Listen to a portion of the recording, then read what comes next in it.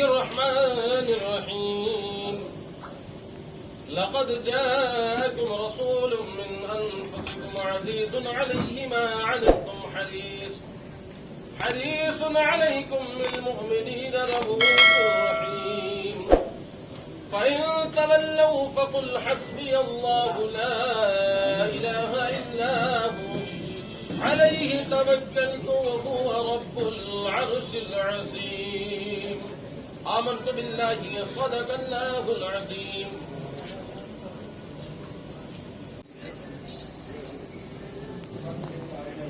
రాష్ట్రంలో ఉన్నటువంటి వక్ఫ్ ఆస్తులు, ఈ వక్ఫ్ బోర్డు ఆస్తులు, అసలు వక్ఫ్ బోర్డు ఆస్తులు అంటే ఏంటి, వక్ఫ్ ఆస్తులు ఎక్కడి నుంచి వచ్చాయి, వక్ఫ్ ఆస్తులు ఎవరిచ్చారు, వక్ఫ్ బోర్డు ఆస్తులకి ప్రభుత్వానికి సంబంధం ఏమిటి అనే దాని మీద పూర్తిగా వివరణ ఇవ్వాలనే ఉద్దేశంతోనే ఈనాడు ఇక్కడ సమావేశం అహ్లే సున్నత్ వల్ జమాత్ రాష్ట్ర మత గురుల సమావేశం నిర్వహించడం జరుగుతుంది. వందల సంవత్సరాల కిందట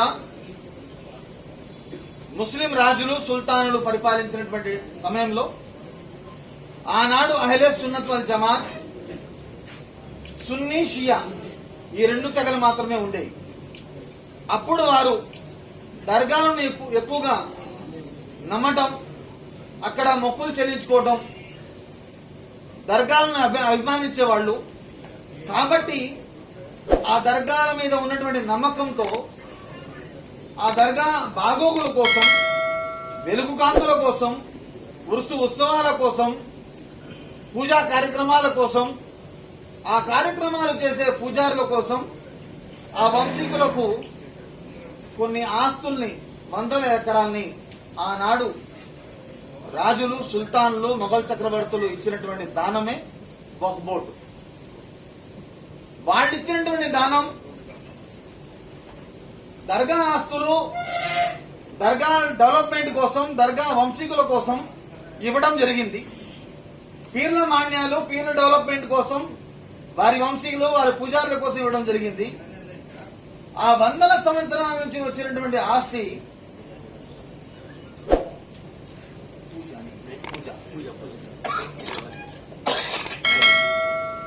అక్కడ వందల సంవత్సరాల నుంచి వస్తున్నటువంటి ఏదైతే ఆస్తులున్నాయో, మాన్యాలున్నాయో, భూములున్నాయో, ఆ భూములు కాపాడడం కోసం రాజ్యాంగంలో అనుభవజ్ఞులందరూ కూర్చొని ఈ వక్ఫ్ బోర్డు అనేది 1958లో సర్వే చేయించి దీని పరిరక్షణ కోసం, ఈ ఆస్తులు పరిరక్షించబడాలి, ఏ ఉద్దేశంతో అయితే వాళ్ళు దానం చేశారో, అల్లాహ్ పేరు మీద ఏ ఉద్దేశంతో అయితే వక్ఫ్ చేశారో ఆ కాన్సెప్ట్ అనేది పూర్తిగా నడవాలి, అది అమ్మడానికి, కొనడానికి ఎటువంటి అర్హత లేదు అనే ఉద్దేశంతో 1958లో 1958లో సర్వే చేయించి దాన్ని ప్రభుత్వ గజెట్ గా, ప్రభుత్వంలో ఉన్నటువంటి ఆస్తులు పరిగణించి దాన్ని వక్ఫ్ బోర్డుగా తయారు చేసి 1962లో 1962లో గజెట్ గా ఏర్పాటు చేయడం జరిగింది. ఆనాడు సర్వే చేయించి ఏదైతే సేకరించారో ఈ ఆస్తులన్నీ కూడా సున్నీ షియా తెగలకు సంబంధించినటువంటి ఆస్తులు. సున్నీలంటే దర్గాలు, ఫాతిహాలు, దీనికి సంబంధించినటువంటి, షియాలంటే పీర్లకు సంబంధించినటువంటి వ్యక్తులు. వీళ్ళకి ఇచ్చినటువంటి ఆస్తుల్లో కొంతమంది 1940 తర్వాత వచ్చినటువంటి కొన్ని తెగలు దీన్ని పూర్తిగా నమ్మరు, దర్గాలను నమ్మనటువంటి వ్యక్తులు కొన్ని జమాతుల వారు ఉన్నారు. ఆ జమాతుల వారికి ఈ రాజకీయ పరంగా వాళ్ళు ఏదో రకంగా ఎమ్మెల్యేల దగ్గర, ఎంపీల దగ్గర లాబింగ్ చేసి ఏదో విధంగా వాళ్ళు ఆ రాజకీయంగా పలుకుబడి తెచ్చుకొని ఆ మసీదులలో గాని, వక్ఫ్ బోర్డులో గాని, ఆ దర్గాల కమిటీల్లో గాని రావటం, వాళ్ళు కమిటీలుగా ఏర్పడిన తర్వాత అక్కడ అలజడి గాని, గొడవలు గాని, ఆ రకంగా చాలా రకాలుగా ఇబ్బందికరమైనటువంటి పరిస్థితులు ఏర్పడతాయి. ఎవరైతే దర్గాలను నమ్మరో ఆ నమ్మనటువంటి వ్యక్తులకు ఈ దర్గాల మీద పెత్తనం, వక్ఫ్ బోర్డులో పెత్తనం ఇవ్వడం వలన ఆ ఆస్తులన్నీ కూడా రాష్ట్రంలో ఎన్ని దర్గాలు ఉన్నాయో సుమారు 65,000 ఎకరాలు రాష్ట్రంలో ఉంటే 90% ఆక్రమణలో ఉన్నాయి. ఈ ఆక్రమణలకు కారణం ఎవరు అంటే ఎవరైతే దర్గాలు నమ్మరో ఆ వ్యక్తులను తీసుకొచ్చి అక్కడ పెట్టడం వలన ఆ ఆస్తులన్నీ కూడా వాళ్ళు ఇష్టానుసారంగా అమ్మకానికి, ఇష్టానుసారంగా అన్యాక్రాంతానికి, ఇష్టానుసారంగా ఆ రాజకీయ పలుకుబడితో ఆ రాజకీయ నాయకులకో మాఫియాలకో ఎవరికో కట్టబెట్టడం జరుగుతుంది. కాబట్టి దర్గాలకు సంబంధం లేని వ్యక్తులు ఎవరైతే ఉన్నారో ముతవల్లీలు కాకుండా, ముజావరులు కాకుండా వేరే వ్యక్తుల్ని నియమించి దర్గాలకు, పీర్ల మాన్యాలకు, అహ్లే సున్నత్ వల్ జమాత్ కి సంబంధం లేని వ్యక్తులను అందులో నియమించడం వలన రాష్ట్రంలో ఉన్న వక్ఫ్ బోర్డు ఎన్ని సంస్థలు ఉన్నాయో అన్ని చోట్ల కూడా ప్రతి గ్రామంలో, ప్రతి ఏరియాలో ఇవాళ సమస్య తలెత్తుతుంది. ఈ సమస్యకి ఫుల్ స్టాప్ ఏమిటంటే ముస్లింస్ కదా, ఎవరైనా ముస్లింసే కదా అని రాజకీయ నాయకులు ఏం చేస్తారంటే ముస్లింలు కాబట్టి వక్ఫ్ బోర్డు కట్టబెడదాం, వక్ఫ్ బోర్డు కమిటీలో ఇచ్చేద్దాం, లేకపోతే మసీదుకు ఇచ్చేద్దాం అనే ఆలోచనతో వాళ్ళు చేస్తారు. ఆ విధంగా వీళ్ళ ఆలోచన పరంగా వాళ్ళు మసీదు కమిటీల్లో వక్ఫ్ బోర్డు డైరెక్టర్లుగా ఈ విధంగా వచ్చేయడం జరుగుతుంది.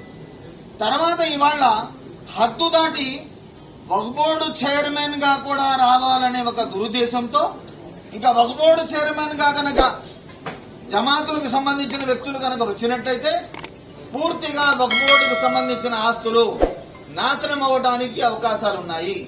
పూర్తిగా దర్గాలకు సంబంధించిన ఆస్తులు, పీర్ల మాన్యాల ఆస్తులు, అహ్లే సున్నత్ వల్ జమాత్ సున్నీ మసీదులు పూర్తిగా అన్ని చోట్ల కూడా అన్యాక్రాంతం అవడానికి ప్రమాదం ఉంది. కాబట్టి రాష్ట్ర ముఖ్యమంత్రి గారికి, వైఎస్ జగన్మోహన్ రెడ్డి గారికి అహ్లే సున్నత్ వల్ జమాత్ విన్నవించేది ఏమిటంటే మీరు నియమించే ముందు ప్రతి గ్రామంలో గాని, ప్రతి మసీదులో గాని వక్ఫ్ బోర్డు నంబర్లు గాని, వక్ఫ్ బోర్డు ఉద్యోగస్తులు గాని, డైరెక్టర్లు గాని, అధ్యక్షులు గాని, ఎవరైనా గాని, చైర్మన్ గాని అహ్లే సున్నత్ వల్ జమాత్ కి సంబంధించిన వ్యక్తి మాత్రమే ఉండాలి.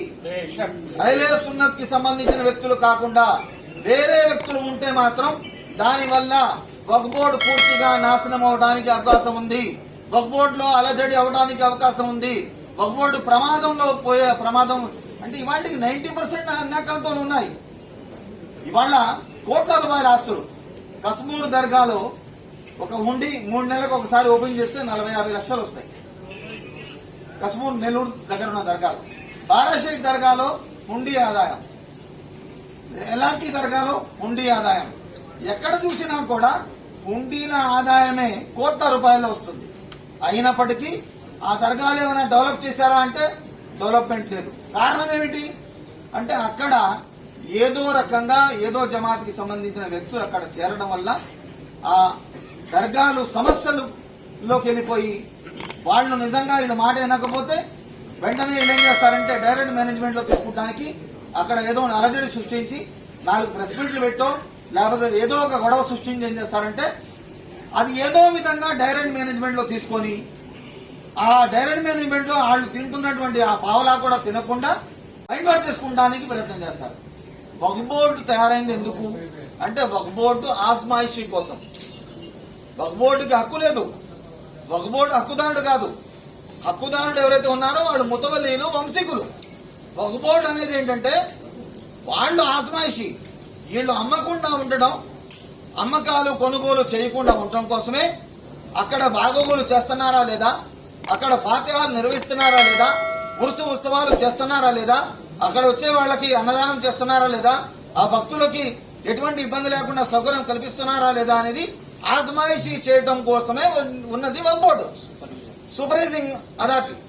కానీ వాళ్ళు సుప్రీం అథారిటీ తీసుకొని పూర్తిగా ముతవల్లీల మీద, ముతవల్లీల కుటుంబీకుల మీద వాళ్ళు కేసులు బనాయించి వాళ్ళని భయభ్రాంతులు చేయడం వల్ల ఇవాళ రాష్ట్రంలో ఉన్న వక్ఫాస్తులన్నీ కూడా అన్యాక్రాంతం అయిపోయాయి, ఆక్రమణలో ఉన్నాయి. ఇదంతా కూడా కింద స్థాయి నుంచి పై స్థాయి వరకు ఎక్కడ ఏ దర్గాలో చూసినా కూడా అక్కడ జమాతులకు సంబంధించిన వ్యక్తులు, గుంటూరులో వెళ్తే 190% జమాతులకు సంబంధించిన వ్యక్తులు అందులో ఆక్రమించుకుని కూర్చొని ఉన్నారు. మాఫియాలు ఎక్కడ పడితే అక్కడ. కృష్ణా జిల్లా కాజీ గారి ఆస్తి 350 ఎకరాలు ఉంటే 350 ఎకరాలు 70 ఎకరాలు నున్నలో ఉన్నది డాక్టర్ వైవీరావు గారి ఆధ్వర్యంలో ఉంది. కానీ ఎవరు మాట్లాడరు. వల్లూరి అశోక్ గారి ఆధ్వర్యంలో కాజీమాన్యం ఉంది. గోగండి సత్యం గారి ఆధ్వర్యంలో కాజీమాన్యం ఉంది. తులసిరెడ్డి గారి ఆధ్వర్యంలో కాజీమాన్యం ఉంది. 100 ఎకరాలు, కోట్ల రూపాయల ఆస్తులు. కానీ ఎవరు మాట్లాడే ప్రసక్తి లేదు. మాట్లాడితే వాళ్ళకు భయం. అహ్లే సున్నత్ వల్ జమాత్ సంబంధించిన మత గురువులు ఇవాళ పరిస్థితి మరీ చెయ్యి దాటిపోతుంది కాబట్టి ఇవాళ సమావేశం నిర్వహించడం జరిగింది.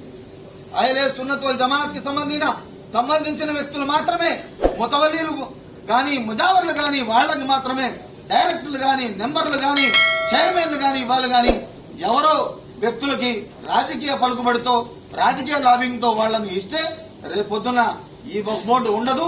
వక్ఫ్ బోర్డు పూర్తిగా కనుమరుగయ్యే ప్రమాదం ఉంది. కాబట్టి తక్షణమే రాష్ట్ర ప్రభుత్వం స్పందించాలి. రాష్ట్ర ప్రభుత్వం స్పందిస్తారని జగన్ గారి మీద మాకు పూర్తి నమ్మకం ఉంది. ఇవాళ మీరు సమగ్ర భూ సర్వే నిర్వహిస్తున్నారు. ఈ సమగ్ర భూ సర్వే ద్వారా పూర్తిగా ఆస్తులు ఎక్కడెక్కడ ఉన్నాయో, 100 సంవత్సరాల కింద ఎవరెవరు ఆస్తులు ఇచ్చారో మొత్తం ఆస్తులు బయట తీసి ఆ ఆస్తులు ప్రతి గ్రామ సచివాలయాల్లో కూడా ఆస్తులు పొందపరచండి. ఆ ఆస్తులు అక్రమంగా రిజిస్ట్రేషన్ కాకుండా, అక్రమంగా జరగకుండా, ఎటువంటి కన్స్ట్రక్షన్ చేయకుండా ఆ నిలుపుదల చేయండి. ఇవాళ ఎక్కడ చూసినా, ఏ గ్రామంలో చూసినా వాళ్ళు ఎన్ఓసీలు తెస్తున్నారు, పన్నులు వేసేస్తున్నారు, అక్రమ రిజిస్ట్రేషన్ జరుగుతున్నాయి, సర్వే నంబర్ మార్చి రిజిస్ట్రేషన్ చేస్తున్నారు. ఎవరికి పవర్ ఉంది, ఎవరికి పవర్ లేదు. వక్ఫ్ బోర్డు అధికారులు కంప్లైంట్ ఇస్తే వాళ్ళ దగ్గర అసలు ఎంతైతే భూమి ఉందో ఆ భూమి వివరాలు కూడా, ఆక్రమణలో ఉన్న భూమి వివరాలు కూడా వక్ఫ్ బోర్డు దగ్గర లేదు. దురదృష్టం ఏంటంటే, ఎందుకు కారణం ఏమిటి అంటే వాళ్ళకి కంప్లైంట్ ఇవ్వాలి. కంప్లైంట్ ఇస్తే గానీ వాళ్ళు ఎవరైతే నోటీస్ ఇస్తారో అది మాత్రమే ఆక్రమణలో ఉన్నట్టు. కానీ ఇక్కడ కంప్లైంట్ తో సంబంధం లేకుండా చాలా మంది అగ్రిమెంట్ల మీద ఇష్టానుసారంగా బిల్డింగ్లు కన్స్ట్రక్షన్ పెట్టుకొని కూర్చొని ఉంటే రెవెన్యూ వచ్చింది, వక్ఫ్ బోర్డుకు రెవెన్యూ వచ్చింది. దాని ద్వారా ముస్లిం మత గురువులకు, ఇమాం మోసళ్లకు 10,000 రూపాయలు అంటే 50,000 రూపాయలు ఇవ్వచ్చు. ప్రతి ఒక్కరికి ఇళ్ల స్థలాలు ఇవ్వచ్చు. టౌన్షిప్ ఇవన్నీ చాలా అభివృద్ధి కార్యక్రమాలు చేయొచ్చు. కానీ చిత్తశుద్దితో పూర్తిగా వక్ఫ్ బోర్డు ఆస్తులు కాపాడాలని రాష్ట్ర ప్రభుత్వంతో కోరుతున్నాం. అట్లాగే ముతవల్లీలు, ముజావర్లకు సంబంధించిన వ్యక్తులకు మాత్రమే చైర్మన్లుగా, డైరెక్టర్లుగా, మెంబర్లుగా ప్రతి మసీదులో కూడా వాళ్ళని మాత్రమే నియమించాలని చెప్పి డిమాండ్ చేస్తున్నాం. अम्मा बाद फ़अऊज़ु बिल्लाहि मिनश शैतानिर रजीम बिस्मिल्लाहिर रहमानिर रहीम इन्नल्लाह व मलाइकतहु युसल्लूना अलन नबी या अय्युहल्लज़ीना आमनू सल्लू अलैहि व सल्लिमू तस्लीमा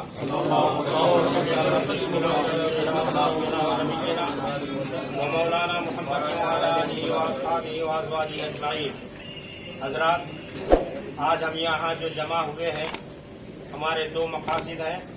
पहला मकसद ये है कि एक जालिम ने एक इंसानियत सोच हरकत की है जिसका नाम नरसिंगारा सरस्वती है, जिसने हमारे आका व मौला सरकार दो आलम सल्लल्लाहु ताला अलैहि वसल्लम की शान में तौहीन की है।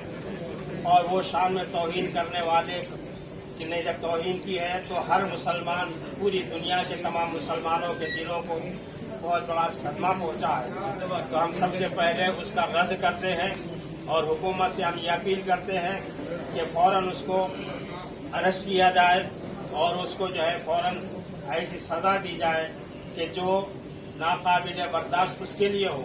लेकिन हम मुसलमानों का मुतालबा ये है कि हम फौरन ऐसे, हम हालांकि हम किसी के मजहब और किसी के मजहब के बड़े लोगों की हम कोई तौहीन नहीं करते, मगर हम यहाँ हिंदू मुसलमान भाईचारा रखना चाहते हैं। मगर कुछ ऐसे खबीस लोग, ऐसे बदबख्त लोग जो यहाँ पर आकर मुसलमानों की और इस्लाम के खिलाफ अपनी बातें करके मुसलमानों को वरगला रहे हैं और इसको अब सत्यवाब होना चाहिए, इसको फौरन रोका जाना चाहिए। हम इस सिलसिले में कमिश्नर ऑफ पुलिस से भी जाकर हम उनके वहाँ पर FIR बुक करने की कार्रवाई कर रहे हैं।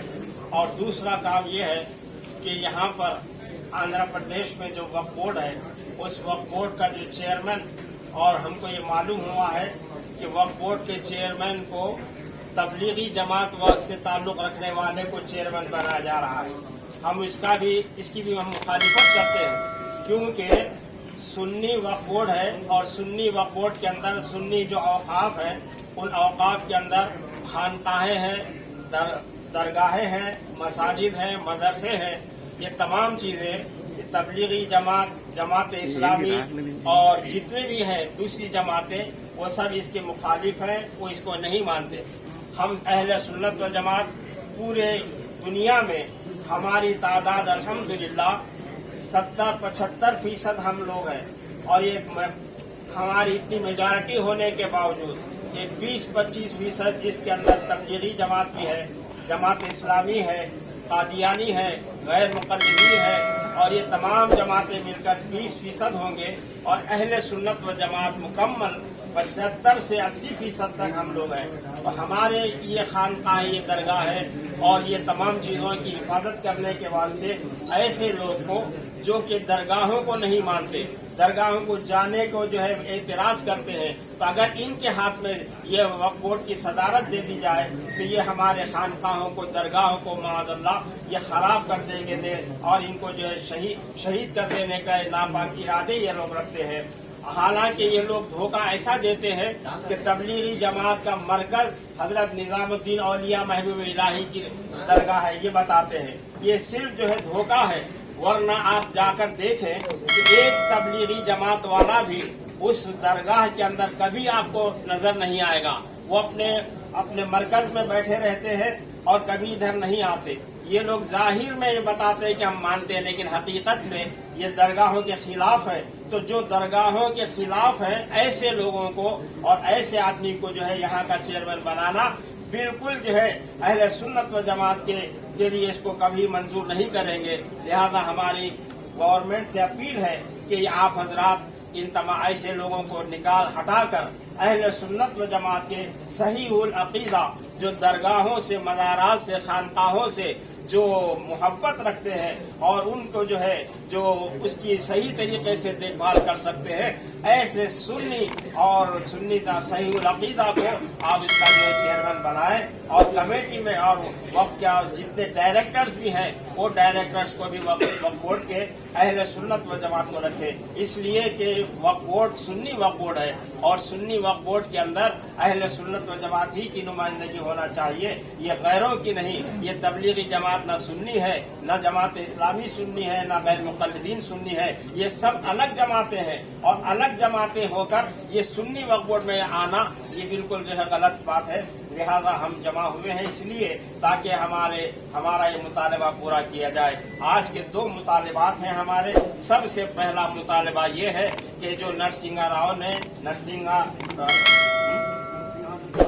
नरसिंहानंद सरस्वती जो उसने किसी मंदिर का कुछ पुजारी है, या वो जो है उसने बहुत ही गलत तरीके से इस्लाम का जो है उसको इस्लाम को और हमारे पैगम्बर हजरत मोहम्मद सल्लल्लाहु ताला अलैहि वसल्लम की शान में तौहीन की है, तो ऐसी तौहीन करने वाले को हम कभी बर्दाश्त नहीं कर सकते, और उसको जो है हम अपनी जान दे देंगे अपने आका मौला सल्लल्लाहु अलैहि वसल्लम के वास्ते।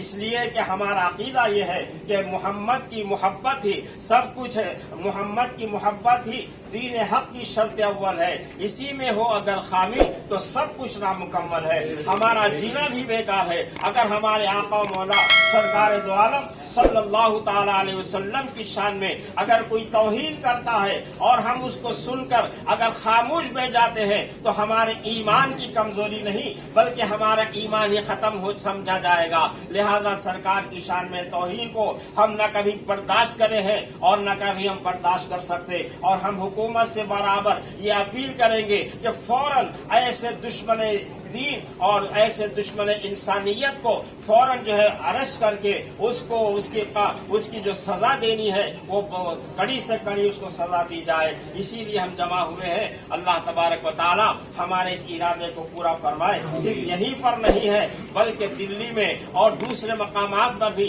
हमारे मुसलमानों ने अपने आका मौला सल्लल्लाहु अलैहि वसल्लम के मोहब्बत का इजहार किया है और हर जगह पर वहाँ पर हर जगह पर जो है उसकी मुखालिफत की गई है और FIR दर्ज कराई गई है और हर एक का मुतालबा यही है कि फौरन उसको अरेस्ट करके उसको जो है उसकी जो सजा देनी है वो बराबर सजा दी जाए। हम जो है हम अपने कानून को अपने हाथों में लेना नहीं चाहते, बल्कि हमको अपने संविधान के ऊपर पूरा भरोसा है कि हमारा संविधान हर इंसान को, हर मजहब वाले को अपने मजहब पर चलने का जो हक है वो हक बराबर दिया जाए और मुसलमानों के साथ कभी भी ऐसी जो है हरकत न की जाए कि जो उनके पैगम्बर इस्लाम की शान में तौहीन करे, तो हम कभी बर्दाश्त नहीं करेंगे और उसका इन तमाम चीजों का हम खंडन करते हैं और हम हुकूमत से अपील करते हैं कि फौरन से सजा दी जाए।